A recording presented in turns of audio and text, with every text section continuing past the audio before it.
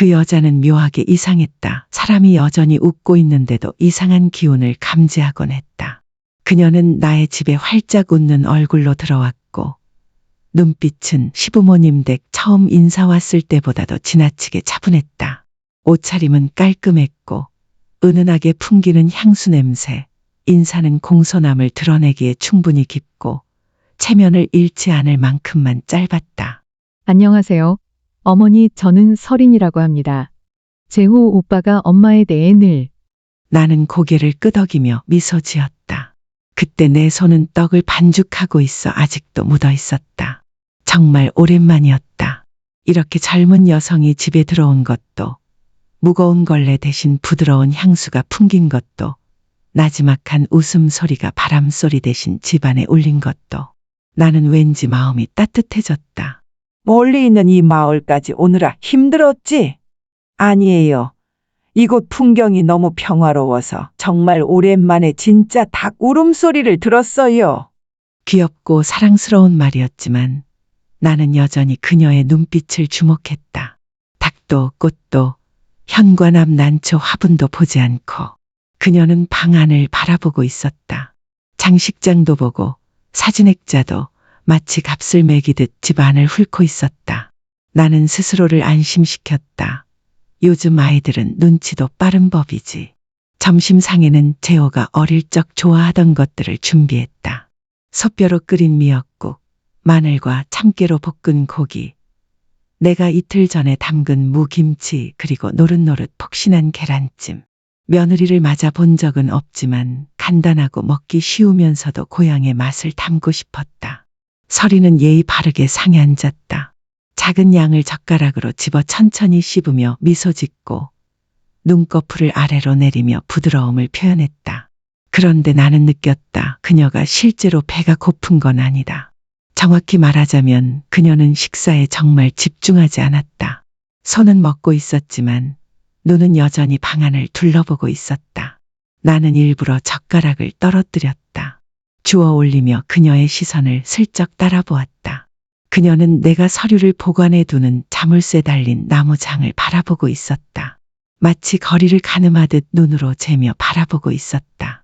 놀랍게도 그녀는 물을 따르려고 일어설 때도 그곳을 스치듯 지나갔다. 오후가 한참 지나 설거지를 하던 중 설인이 검은색 큰 종이백을 가져왔다. 어머니, 이거 저희가 작은 선물로 가져왔어요. 서울에서 이 가방이 엄마한테 정말 어울릴 것 같아서요. 나는 가방을 열었다. 명품 가방이었다. 브랜드 이름은 알았지만 감히 메어보리라 생각한 적은 없었다. 그런데 나를 깜짝 놀라게 한 건 가방이 진짜 같지 않은 느낌이었다. 손에 든 무게가 너무 가볍고 지퍼는 튼튼하지 않았으며 한쪽만 울퉁불퉁하게 꿰매져 있었다. 나는 전문가가 아니지만 옷공장에서 일해본 적이 있어서 정성스럽고 잘 만든 제품이 어떤지 알고 있었다. 나는 시선을 들었다. 설이는 차를 따르며 입가에 웃음을 띠고 있었지만 눈동자는 반짝였다. 그러나 그 미소 나는 맹세코 전혀 진심이 담기지 않았다. 그건 마치 믿기 쉬운 고객을 속이고 얻어낸 판매자의 미소 같았다. 그날 밤 나는 혼자 부엌에 앉아 있었다. 바깥에는 바람이 불고 오래된 커튼이 살짝 흔들렸다. 누렇게 바랜 나무 탁자 위에 노란 전등빛이 비쳤다. 가방은 내 앞에 놓여 있었다. 버릴지 그대로 둘지 몰라 망설였다. 내 마음속엔 어렴풋하지만 점점 커지는 불안이 있었다. 아마 내가 늙었는지도 모른다. 아마 내가 지나치게 의심 많을 수도 있다. 하지만 어쩌면 나는 배신당한 적 있는 어머니만이 알아챌 수 있는 어떤 것을 보았는지도 모른다. 그 순간 나는 깨달았다. 그 미소는 나를 향한 것이 아니다. 그것은 다른 무언가를 향한 것이다. 어쩌면 이 집일지도 모른다. 나는 한 번 만난 사람에 대해 쉽게 결론 내리는 편이 아니다. 수십 년간 어머니로서 살아오며 달콤한 미소 뒤에 계산이 숨은 사람도, 거칠지만 정직한 사람도 많이 만났다. 나는 외모만 보고 평가한 적 없다. 하지만 상처받았던 경험 덕분에 나는 말 사이에 침묵을 듣는 법을 배웠다. 다음 날 아침, 나는 평소처럼 일찍 일어났다. 3월의 아침은 여전히 안개가 가볍게 끼어 있었고 나는 스카프를 두르고 슬리퍼를 신은 채 정원으로 나가 신선한 파 몇 줄기를 땄다. 아이들에게 죽을 끓이려고 했다. 부엌에서 쌀을 씻고 있을 때 침실 쪽에서 소리가 났다. 방문이 완전히 닫히지 않았는지 바람에 살짝 열려 틈이 생겼다. 그리고 그 틈 사이로 이상한 말들이 들려왔다. 며느리의 목소리 부드럽지만 날카로웠다. 오빠, 진짜 이렇게 계속 둘 거야. 나중에 다른 사람이 이 집 사버리면 어쩌려고. 재호가 대답했다. 잠에서 막 깬 듯한 낮은 목소리로. 쉿, 조용히 말해. 엄마 아직 거기서 자고 계셔. 나 진심이야. 그 나무 창농, 나 이미 봤어. 거기 분명히 등기 있어. 오빠 엄마가 저렇게 꼭 붙잡고 있는 거 보면 우리가 빨리 안 움직이면 나중에 딴 사람한테 주면 어쩌려고. 나는 그 자리에 얼어붙었다. 찬물 속에 담긴 내 손이 살짝 떨렸다.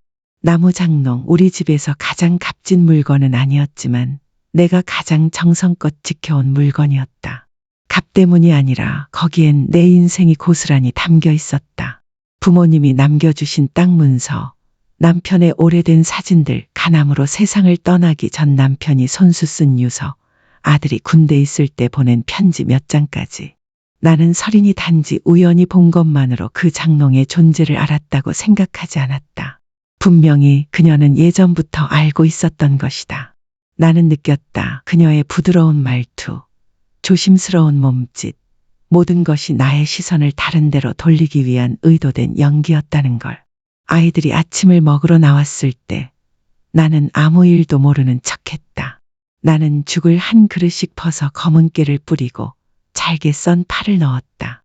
설이는 연신 맛있다며 칭찬했고 숟가락을 직접 닦아서 내게 건네기까지 했다. 어머니, 손 진짜 야무지세요. 나중에 어머니랑 같이 살게 되면 저 살 좀 찌겠어요. 나는 웃었지만 온전한 웃음은 아니었다. 그 말이 형식적이어서가 아니라 어머니랑 같이 산다. 는 말이 너무 가볍게 느껴졌기 때문이었다. 마치 이미 모든 것이 정해져 있기라도 한 것처럼. 식사 후 나는 조용히 방으로 올라갔다. 장롱을 열어 문서를 하나하나 다시 확인했다. 등기증은 그대로 있었다. 오래된 손수건 뒤에 숨겨둔 통장들도 없어지지 않았다. 하지만 내 마음은 여전히 불안했다. 나는 열쇠의 위치를 바꿨다. 문 뒤 코트에 걸어두는 대신 쌀독 안에 숨겼다. 너무 평범해서 아무도 눈치채지 못할 장소였다. 오후가 되어 내가 마당에서 부추를 자르고 있을 때 설인이 휴대폰을 들고 나와 전화를 걸었다. 나는 들을 생각이 없었지만 그녀의 목소리는 컸고 평소 내 앞에서 보이던 그 다정한 말투와는 전혀 달랐다. 응, 중개인 쪽엔 빨리 처리된다고 말해. 등기증은 지금 집에 있어. 그냥 서명만 받으면 끝이야. 우리 시어머니 나이도 많고 아무것도 모르시는 것 같아. 오빠는 계약 준비만 해놔. 내 목소리는 싸늘하게 그녀의 등 뒤에서 흘러나왔다. 누구랑 통화하니? 그녀는 깜짝 놀라 돌아섰지만 곧바로 미소를 지었다. 아, 어머니 제 친구예요. 바닷가 근처에 투자용 집 좀 알아봐 달라고 해서요. 나는 고개만 끄덕였고 더 묻지 않았다. 하지만 마음속으로는 알고 있었다. 그건 단순한 부동산 관련 전화가 아니었다. 시댁의 등기증을 며느리에게 맡길 정도의 투자는 상식적으로 있을 수 없는 일이었다. 그날 밤 재호가 거실에서 TV를 보고 있을 때 나는 생강차 한 잔을 가져다 주었다. 아이는 고맙다고 했지만 내 눈을 보지 않았다. 나는 아들의 얼굴을 바라보았다. 여전히 익숙한 얼굴이었지만 그 마음속에 엄마의 아들이라는 부분이 얼마나 남아있는지 확신할 수 없었다. 나는 의심하고 싶지 않았다. 내 아들을 그리고 그 아내를 나쁘게 생각하고 싶지 않았다. 하지만 엄마의 침묵은 때때로 다가오는 폭풍의 첫 번째 종소리가 되기도 한다. 나는 그날을 또렷이 기억한다. 밖에 특별한 일이 있었던 건 아니었지만 아주 사소한 일 때문이었다. 내가 끓인 미역국이 평소보다 짰던 것. 이 국은 내가 수백 번은 끓였던 음식이다. 남편이 아플 때 재호 생일마다 늘 만들었다. 그런데 그날 국을 한 그릇 떠서 맛을 보자마자 알았다. 소금을 2번 넣었던 것이다. 내 마음은 이미 부엌에 머물러 있지 않았다. 그날 아침 재호는 아내와 함께 마트에 다녀오겠다며 나갔다. 어머니 드릴 것 좀 더 사야 해서요. 하지만 오후 늦게야 돌아왔고 빈손이었다. 내가 묻자. 지갑을 두고 나왔다. 는 말뿐이었고 설이는 식사 내내 한마디도 하지 않았다. 저녁 무렵 내가 저녁 준비를 하며 부엌에서 쌀을 씻고 있을 때 재호가 조용히 내 옆에 앉았다. 그 목소리는 바람처럼 가볍고 조심스러웠다. 엄마 드릴 말씀이 있어요. 엄마가 좀 도와주셨으면 해요. 나는 고개를 돌리진 않았지만 손이 멈췄다. 그 목소리는 내가 좋아하지 않을 얘기를 꺼낼 때 쓰는 그 아이의 특유한 목소리였다. 엄마도 아시다시피 요즘 저희 좀 힘들잖아요. 아내가 사업하는데 거래처에서 담보가 필요하대요. 소유권을 옮기는 건 아니고 그냥 며칠만 등기증을 빌리는 거예요. 금방 돌려드릴게요. 나는 그 말을 또렷이 들었다. 등기증. 그 2글자가 밤의 정막을 깨는 문처럼 가슴을 세차게 울렸다. 며칠만이야, 엄마. 그쪽은 처리도 빠르고 이 서류만 있으면 자금이 풀려요. 바로 돌려드릴게요. 나는 쌀 바구니를 조용히 선반에 올려두고 그를 마주보았다. 너 지금 엄마에게 내 아버지가 남겨준 이 집을, 내가 자라온 이 집을 엄마가 한 번도 본 적 없는 어떤 사람인지도 모르는 며느리의 사업 때문에 담보로 내놓으라고 하는 거니? 재호는 잠시 머뭇거리다 고개를 숙였다. 우리 설인이 진짜 능력 있는 사람이에요. 엄마. 그냥 요즘이 너무 힘들어서요. 나는 길게 숨을 내쉬었다. 재호야, 내가 살기 위해, 병을 고치기 위해, 아이를 키우기 위해 돈이 필요하다면 엄마는 이 집을 팔아서라도 널 도왔을 거야. 하지만 사업을 위해서라면 미안하다. 엄마는 서명 못해. 그 순간 설인이 오렌지 주스를 손에 들고 부엌으로 들어왔다. 말투는 여전히 부드러웠다. 어머니 마음 걱정하시는 거 잘 알아요. 근데 너무 무겁게 생각하지 마세요. 집은 그대로 어머니 거고 저희는 그저 서류만 잠깐 쓰는 거예요. 전 책임감 있는 사람이에요. 어머니, 저 믿으셔도 돼요. 나는 그녀를 처음으로 제대로 바라보았다. 명품 원피스도 하얀 얼굴도 아닌 그녀의 눈빛을. 그 눈은 흔들리지 않았고 당황하지도 않았다. 칼날처럼 곱고 날카로운 눈이었다. 설이나 믿음은 이유가 있어야 생기는 거야. 너랑 나 이제 만난 지 겨우 사흘이야. 너희 회사 이름이 뭔지, 어디서 사업하는지, 거래처는 누군지 엄마한테 말해줄 수 있니? 설이는 아무 말도 하지 않았다. 아주 잠깐이었지만 나는 그 침묵 속에서 그녀의 가면에 생긴 균열을 분명히 보았다. 재호가 재빨리 끼어들었다. 엄마, 그만 좀 해. 왜 우리 아내를 그렇게 몰아붙여요? 못 믿겠으면 그냥 못 믿겠다고 해. 그런 식으로 말하면 기분 나쁘잖아요.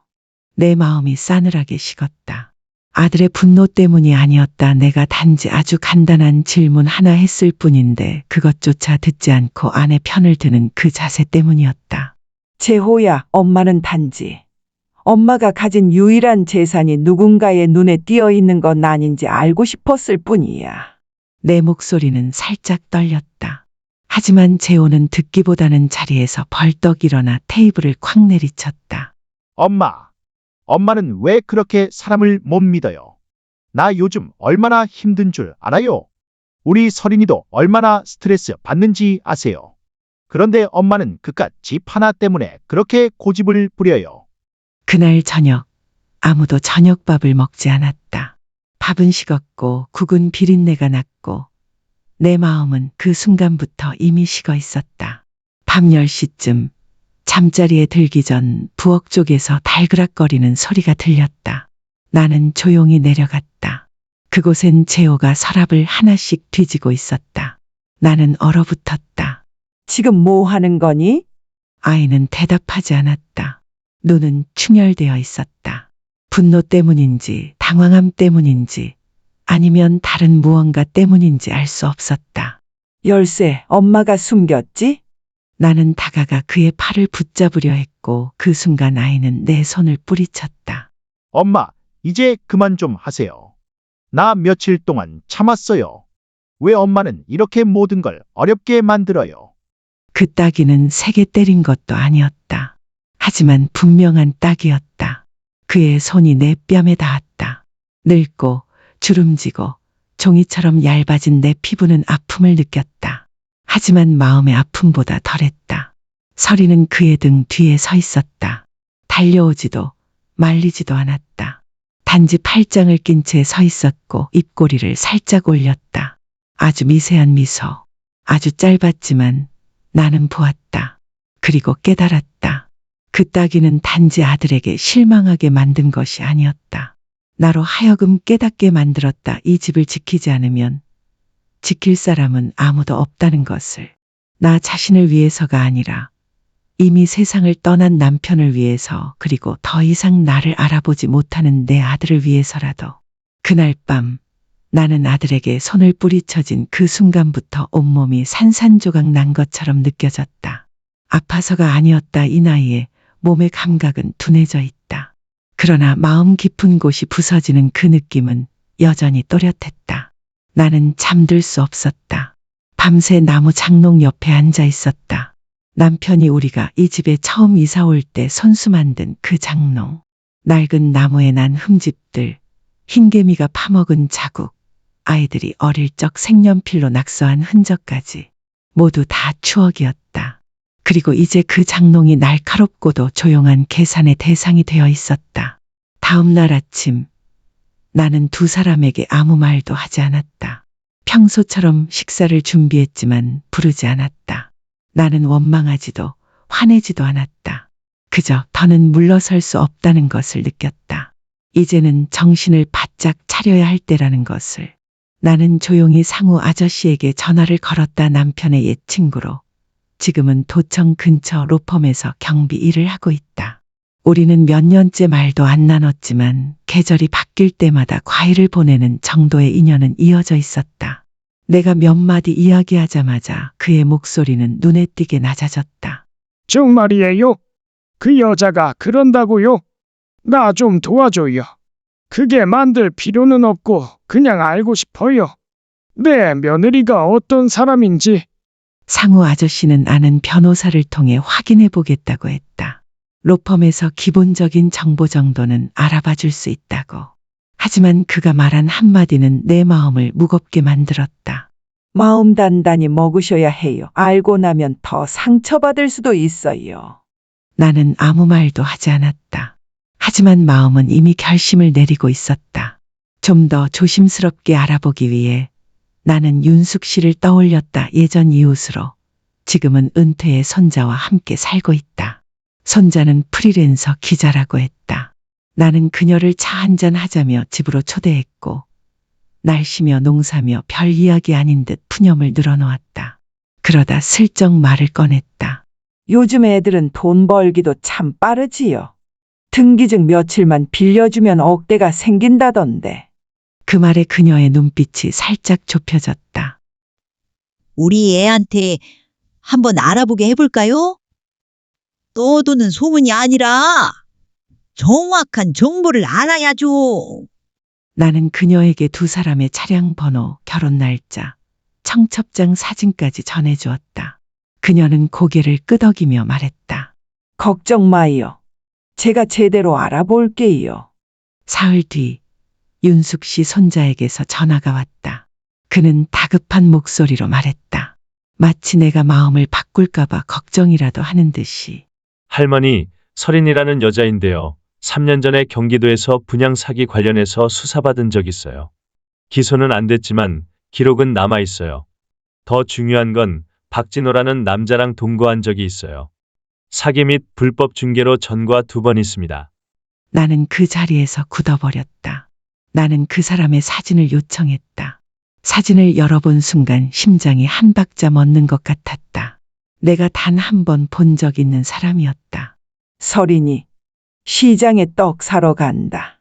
고했던 날 골목 어귀에서 어떤 키 큰 남자와 오래도록 이야기를 나누던 그녀를 우연히 본 기억이 떠올랐다. 그때는 단순히 아는 사람인가 했지만 이제는 확신했다. 그녀는 거짓말을 했다. 나는 기억을 더듬기 시작했다. 그녀가 밖에 나가 전화를 하던 순간들, 어색한 웃음, 집안 물건을 살피던 눈빛들, 모든 장면이 마치 어제 일처럼 선명하게 떠올랐다. 나는 더 이상 가만히 있을 수 없었다. 직접 시외버스를 타고 상우 아저씨가 소개해준 변호사 사무실로 향했다. 등기증 사본, 서린이 마당에서 통화하던 소리를 몰래 녹음한 오래된 핸드폰, 작년부터 습관처럼 켜두었던 대문 앞 CCTV 사진들 전부 챙겨갔다. 변호사는 차분한 중년 남성이었고 내 말을 다 듣고 한참을 나를 바라보다 조용히 물었다. 정말 이 일을 끝까지 하시겠습니까? 상대가 며느리일 수도 있어요.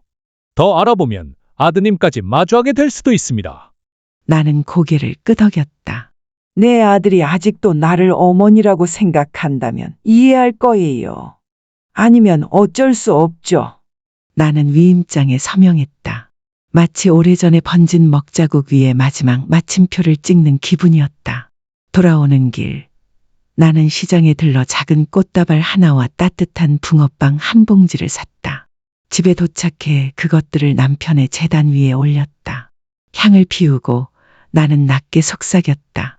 여보, 나 많이 참았어. 근데 이젠 나서야겠어. 자식을 안 아껴서가 아니라 우리가 평생 지켜온 이 집마저 빼앗긴다면 그동안의 고생이 다 헛된 거잖아. 나이가 들면 사람은 잃는 게 무서운 게 아니라 속는 게 무서워진다. 나는 이미 인생의 절반 이상을 살았고 이제는 그저 소중한 것을 지키고 싶을 뿐이었다. 하지만 지키기 위해 싸워야 한다면 난 물러서지 않을 것이다. 소송을 접수한 지 사흘 뒤 믿기지 않는 일이 일어났다. 그날 오후 재호가 혼자 집에 돌아왔다. 차도 가방도 평소에 웃음도 없었다. 낡은 야구 모자를 쓰고 헌 코트를 입은 채 기운이 빠진 사람처럼 문을 열고 들어왔다. 나는 마당에서 꽃에 물을 주고 있었고 그 아이의 그림자를 보고 착각인 줄 알았다. 엄마, 목소리는 갈라져 있었다. 서린이 사라졌어요. 나는 곧바로 이해하지 못했다. 하지만 그가 내민 손편지를 보고서야 모든 게 명확해졌다.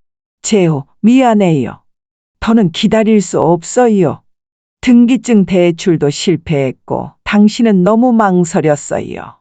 난 이미 내 계획이 있었고 이런 답 없는 삶에 더는 갇혀 있을 수 없어요. 날 찾지 마요. 편지 아래엔 서명도 없었다. 단지 식탁 위에 흰 종이 한 장, 그리고 재호가 아내에게 맡겼던 휴대폰이 함께 놓여 있었다. 나는 조용히 의자에 앉았다. 아들은 마치 몸이 떨리는 것처럼 앓는 소리를 냈다. 엄마, 그녀가 내 모든 예금 다 가져갔어요. 사업 계좌까지. 난 아직도 그녀 진짜 이름이 뭔지 몰라요. 모든 서류, 기록 다 가짜 이름이었어요. 나는 아무 말도 하지 않았다. 조용히 일어나 생강차 한 잔을 내주었다. 그날 내가 엄마한테 손 올렸을 때 그녀가 웃었어요. 엄마도 봤죠? 진짜 봤죠? 나는 고개를 끄덕였다. 그래서 엄마는 아무 말도 안 했던 거예요. 내가 직접 보게 하려고? 나는 다시 고개를 끄덕이지 않았다. 하지만 부정하지도 않았다. 내 아들은 결국 울음을 터뜨렸다. 40살이 된 그 남자, 수많은 비즈니스 세계 속에서도 당당히 서 있던 그가 지금은 엄마의 무릎에 얼굴을 묻고 우는 어린아이처럼 무너졌다. 엄마, 나를 용서해줘요. 알고 보니 사기극의 피해자는 나 혼자가 아니었다. 내가 한때 잃어버렸다고 생각했던 내 아들, 그는 그저 버림받고 어리석고 너무 늦게 깨달은 또 다른 희생자였다. 그날 밤 나는 잠들지 못했다. 단둘이 남은 이 작은 집안에서 한숨소리 하나도 마치 한밤중 종소리처럼 크게 울렸다. 재호는 거실에서 잠을 청했고 나는 부엌 곁에 앉아 있었다. 불은 꺼졌고 차는 이미 식어 있었다. 그때의 감정을 뭐라 불러야 할지 몰랐다. 분노도 아니고 실망도 아니었다. 그저 마음이 텅 빈 기분. 모든 가구가 치워지고 오래된 햇살만 벽에 남은 빈집 같은 기분. 나는 내 아들을 바라보았다. 겨울이 처음 시작되던 그해 남편이 세상을 떠난 직후 내 품에 꼭 안겨있던 작디 작은 그 아이를 엄마, 나 미움받으면 엄마도 나 버릴 거야. 하고 떨리는 목소리로 묻던 그 아이를 나는 그 아이를 꼭 껴안고 말했었다. 엄마는 널 안 버려. 하지만 남한테 미움받을 행동은 하지 마. 그랬던 아이가 이제는 배신당하고 버려진 채 돌아와 어디서부터 다시 시작해야 할지 모르는 모습이었다. 재호는 말을 많이 하지 않았다. 대신 행동으로 보여줬다. 내가 시키지 않아도 설거지를 하고 뒷마당에 쓰레기를 직접 내다 버리고 누구의 지시도 없이 아버지의 재단 앞에서 두 손을 모았다. 다음 날 아침 그는 내가 논으로 가자 말없이 따라왔다. 누구도 시키지 않았고 부탁한 적도 없었다. 그냥 함께였다. 내가 고개를 숙여 잡초를 뽑을 때 그도 조용히 따라했다. 손은 서툴고 흙투성이가 되었지만 한마디도 힘들다고 하지 않았다. 나는 무화과 나무 그늘 아래 앉아 흙 묻은 얼굴에 그를 바라보며 마음이 풀리는 걸 느꼈다. 어떤 교훈은 말로는 전해지지 않는다. 넘어지고 아파보고 스스로 깨달아야 한다. 그날 점심 나는 다시 미역국을 끓였다. 그가 가장 좋아했던 음식. 식탁에 올리며 나는 말없이 말했다. 먹어. 아직 따뜻해. 그는 고개를 숙였다. 감사합니다, 엄마. 사과도 변명도 없었다. 단지 평범한 한마디 하지만 내가 진심으로 느낀 아주 오랜만의 말이었다. 나는 그가 울며 빌거나 무릎 꿇는 걸 원하지 않았다. 다만 그가 뒤돌아볼 줄 알고 올바르게 다시 설 줄 알면 그걸로 충분했다. 그날 오후 나는 다시 변호사 사무실로 향했다. 소송을 철회하지는 않았다. 다만 나는 이렇게 말했다. 서린이의 사기 행위에 대한 부분만 집중해 주세요. 제 아들과 관련된 부분은 남겨두고 싶어요. 법적으로 책임을 져야 할 일이라면 감수하겠지만 어머니인 제가 아이를 법정으로 몰고 가고 싶진 않아요. 변호사는 나를 바라보다 눈빛이 조금 누그러졌다. 생각보다 강하신 분이네요. 나는 대답하지 않았다. 단지 인생의 대부분을 살아온 내가 더 이상 붙잡을 것도 잃을 것도 없지만 단 하나 자식 하나만이라도 지킬 수 있다면 나는 지켜보고 싶었다. 3주 후 소송이 정식 접수되었다. 변호사는 나를 3번 더 도청으로 부르며 서류와 증거를 추가 제출하게 했다. 그 과정에서 재호의 계좌에서 제3자 명의의 유령회사로 흘러간 자금 흐름이 발견되었다. 명의자는 다르지만 박진호와 직접적으로 연관된 인물이었다. 경찰은 서린과 박진호 모두에게 수배를 내렸다. 사건은 지역 방송국의 심야 뉴스에 보도되었다. 하지만 나는 그 뉴스를 보지 않았다. 나는 내가 옳았다는 감정을 충족시키기 위해 그 어떤 것도 더 이상 필요하지 않았다. 왜냐하면 이번 오름의 대가는 내 인생에서 어떤 틀림보다도 더 아팠기 때문이다. 재호는 시골에 3달을 머물렀다. 처음엔 말없이 나를 도와 밭일을 했고 뒷마당에 팔을 다시 심고 좀먹은 문짝에 페인트 칠을 했다. 그러다 어느 날 군 근처 농장에서 기술 관리 일을 맡게 되었다. 급여는 많지 않지만 정직하고 깨끗한 일이었다. 그는 더 이상 서린에 대해 묻지 않았다. 어쩌면 알게 되었기 때문일 것이다. 어떤 상처는 시간이 흘러 바람이 지나가야만 아물 수 있다는 걸. 어느 가을 아침 나는 고구마 국수를 끓이고 있었다. 그는 세수를 마친 뒤 조심스럽게 식탁에 앉아 물었다. 엄마, 나중에 내가 다시 결혼하면 엄마는 무섭지 않아? 나는 고개를 들고 그를 바라보았다. 한때 붉게 충혈되었던 눈이 이제는 한결 차분해져 있었다. 내가 어떤 사람을 선택하든 그 사람이 널 진심으로 아낀다면 엄마는 두렵지 않아. 그는 머리를 긁으며 웃었다. 지난번엔 내가 잘못 골랐지. 나는 고개를 끄덕였다. 그래. 하지만 자신이 틀렸다는 걸 아는 사람은 언제나 자기 말이 옳다고 믿는 사람보다 나아. 그 뒤로 우리 둘은 더는 아무 말도 하지 않았다. 하지만 내 마음속에선 오래 내리던 비가 서서히 그치기 시작했다. 어느 날 나는 변호사 사무실에서 편지를 받았다. 그 안에는 기소 결정서 사본이 들어 있었고 메모가 한 줄 적혀 있었다. 이 사건은 귀하의 소송이 단서가 되어 일련의 사기 사건을 추적할 수 있었습니다. 용기를 내주셔서 감사합니다. 나는 그 종이를 들어 남편의 재단에 올렸다. 아무 말도 하지 않았다. 단지 향 하나를 피웠다. 연기는 조용히 피어올랐다. 한 여자의 평생의 기억처럼 남편을 잃고 아들을 거의 잃을 뻔했고 자신조차 잃을 뻔했던 시간들이. 재호는 예전 자신의 방을 정리했다. 침대를 수리하고 이불을 새로 깔았다. 나는 물었다. 여기서 계속 지낼 생각이니? 그는 웃었다. 아니요. 근처에 방을 얻으려고요. 엄마 혼자 사는 게 편하잖아요. 자주 들를게요. 나는 붙잡지 않았다. 슬프지도 않았다. 왜냐하면 나는 이제 안다. 그가 진정으로 성장했다면 집은 그가 사는 곳이 아니라 그가 그리워하는 곳이 된다는 걸. 그리고 나는 여전히 여기 있다. 더 이상 그의 뒤에 서 있지 않지만 그가 문을 두드릴 때는 언제든 문을 열 준비가 되어 있다. 내가 더 이상 분노하지 않아서가 아니라 누군가를 사랑하는 법을 배웠기 때문이다. 그 손을 꼭 쥐지 않아도 되는 사랑. 사람의 인생에는 사고로 인한 상실도 낯선 이로부터의 상처도 아닌 사랑했던 사람에게서 오는 상처가 있다. 나는 내가 사람 보는 눈이 있다고 믿었고 아들을 지킬 만큼 강하다고 생각했으며 모든 것을 조율할 수 있는 인내심이 있다고 생각했다. 하지만 결국 나는 깨달았다. 상대가 스스로 소중함을 모른다면 누구도 그 마음을 붙잡아 둘 수 없다는 것을. 내 아들은 실수했다. 하지만 나도 그동안 실수해왔다. 너무 오래 침묵했고 너무 많이 참았고 사랑이란 끝까지 견디는 것이라 믿었기 때문이다. 용서란 모든 걸 잊는 게 아니다. 그 상처에 끌려 깊은 원망의 구덩이로 빠지지 않도록 나 자신을 지키는 법을 배우는 것이다. 놓아준다는 건 포기하는 게 아닙니다. 그저 나와 그 사람이 멀리서 다시 돌아볼 기회를 갖고 조금 더 가벼운 마음으로 걸어갈 수 있도록 하는 것입니다. 그리고 결국 내가 이 이야기에서 배운 가장 큰 교훈은 사기꾼에게서도 등기증에서도 나온 것이 아닙니다.